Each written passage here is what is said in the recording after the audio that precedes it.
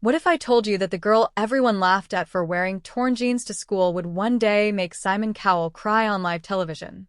What if I told you that behind those worn-out clothes was a voice so powerful it would silence an entire auditorium of bullies? This is the true story of Emma Rodriguez, and by the end of this video, you'll never judge someone by their appearance again. It was a typical Monday morning at Jefferson High School in Cleveland, Ohio.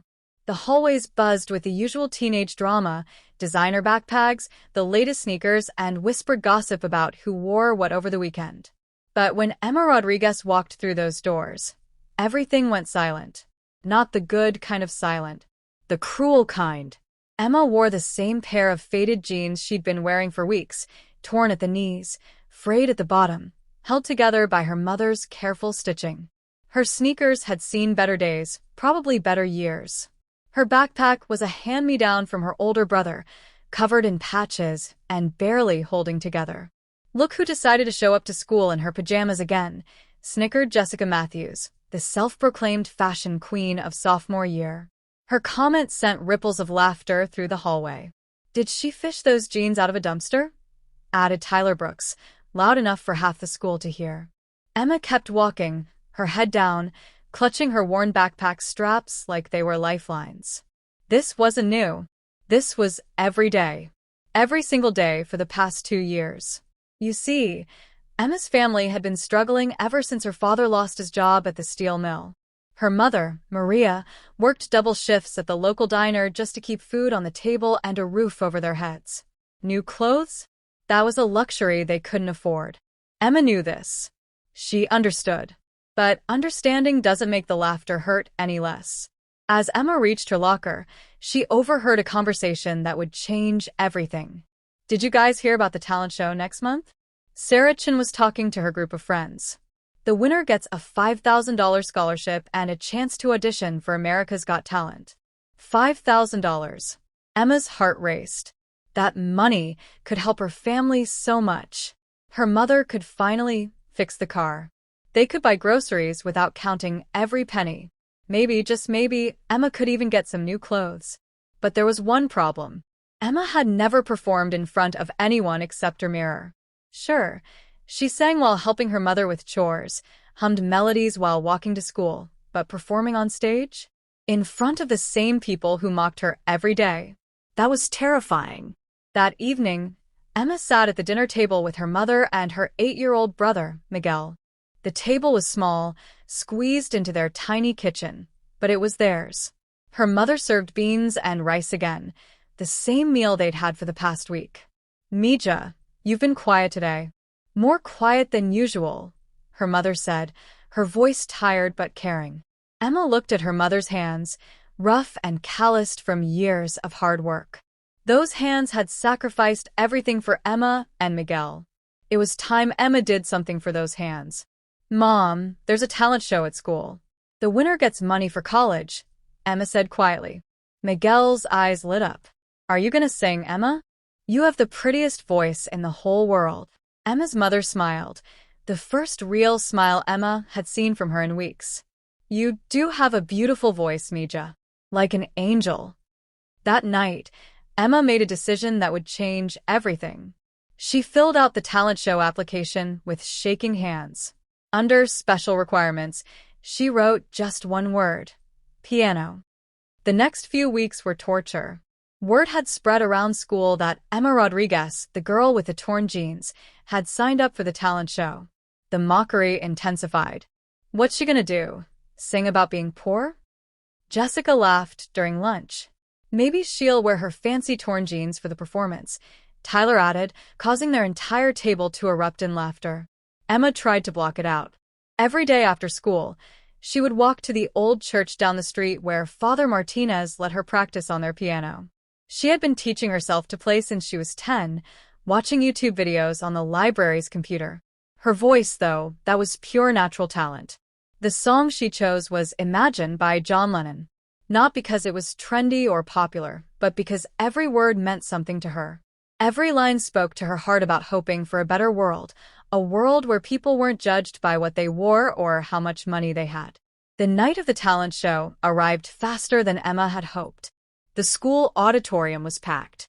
Students, teachers, parents, and local community members filled every seat. Emma peeked through the curtain and saw the faces of everyone who had ever laughed at her, judged her, dismissed her. Her mother and Miguel sat in the front row. Her mother had worked an extra shift to afford the evening off, and she wore her best dress, the one she saved for church. Miguel held a handmade sign that read, "Go Emma," in crayon. Emma was the seventh act. She watched as student after student performed, each one polished, rehearsed, wearing outfits that probably cost more than her family's monthly grocery budget. The audience cheered for everyone. Everyone except the girl who hadn't performed yet. When her name was called, Emma walked onto the stage wearing the same torn jeans, the same worn sneakers, and a simple white t-shirt her mother had washed and ironed that morning. The auditorium fell silent, but not in anticipation. In judgment. She sat at the piano, adjusted the microphone, and looked out at the sea of faces. In the front row, her mother nodded encouragingly. Miguel gave her a thumbs up. Emma placed her fingers on the keys and began to play. The first notes of Imagine filled the auditorium, soft and haunting. Then Emma began to sing. Imagine there's no heaven, it's easy if you try. Her voice was unlike anything anyone had ever heard in that school.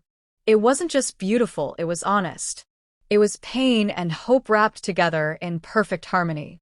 It was every tear she'd cried, every insult she'd endured, every dream she'd dared to dream despite her circumstances. By the second verse, the auditorium was completely silent. Even Jessica and Tyler had stopped whispering. Imagine all the people living life in peace. Emma's voice grew stronger, more confident.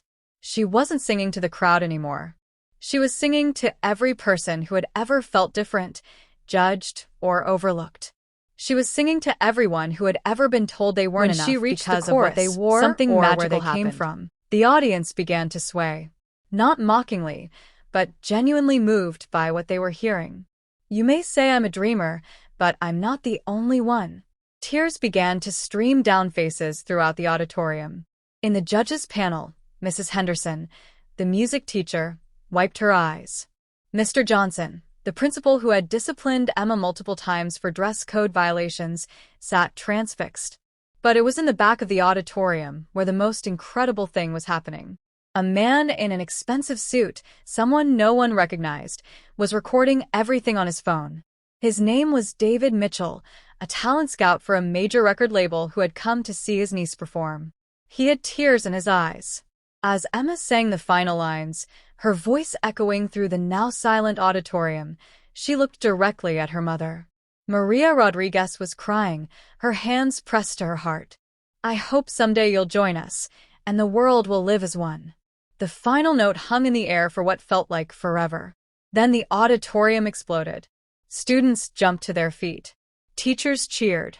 Parents applauded thunderously. Even Jessica and Tyler were clapping, looking ashamed of how they had treated Emma. But Emma only had eyes for two people in the front row. Miguel was jumping up and down, screaming, "That's my sister." And her mother, her beautiful, hard-working mother, was crying tears of pure joy and pride. Emma won the talent show unanimously. But that was just the beginning. 3 months later, Emma found herself on the stage of America's Got Talent, wearing a beautiful dress that her scholarship money had helped buy. But she had kept one thing from her old wardrobe, those torn jeans, hanging in her closet as a reminder of where she came from. When she finished her audition song, the same Imagine that had changed her life, Simon Cowell, the notoriously tough judge, had tears streaming down his face. In 30 years of judging talent, Simon said, his voice breaking, I have never heard anything so pure, so honest, so absolutely beautiful. You didn't just sing that song, you lived it. You're that song. Emma received 4 yes votes and a golden buzzer from Howie Mandel. But more importantly, she had proven something to herself and to everyone who had ever doubted her. Your worth isn't determined by the clothes you wear, the money in your bank account, or the judgments of others. Your worth comes from the content of your character, the size of your dreams, and the courage to pursue them despite what anyone else thinks. Emma Rodriguez, went on to finish second on America's Got Talent that season. She used her prize money to buy her mother a house and to start a foundation that provides clothes and scholarships to students in need. She never forgot where she came from, and she never stopped wearing those torn jeans to remind herself that sometimes the most beautiful things come in the most unexpected packages. Today, Emma is a Grammy-nominated artist, but she still visits Jefferson High School every year to perform for the students. And every time she does, she wears those same torn jeans, now framed and displayed in the school's trophy case, with a plaque that reads, "Never judge a book by its cover, because the most beautiful stories are often hidden in the most unexpected places." The next time you see someone who looks different, dresses differently, or doesn't fit your idea of what success looks like, remember Emma Rodriguez. Remember that behind every pair of torn jeans might be a voice that could change the world. Remember that kindness costs nothing, but its value is immeasurable. And remember that sometimes the people we judge the harshest are the ones who need our compassion the most. What story are you writing with your life? What dreams are you afraid to pursue because of what others might think? Don't let anyone's judgment stop you from singing your song. The world is waiting to hear it.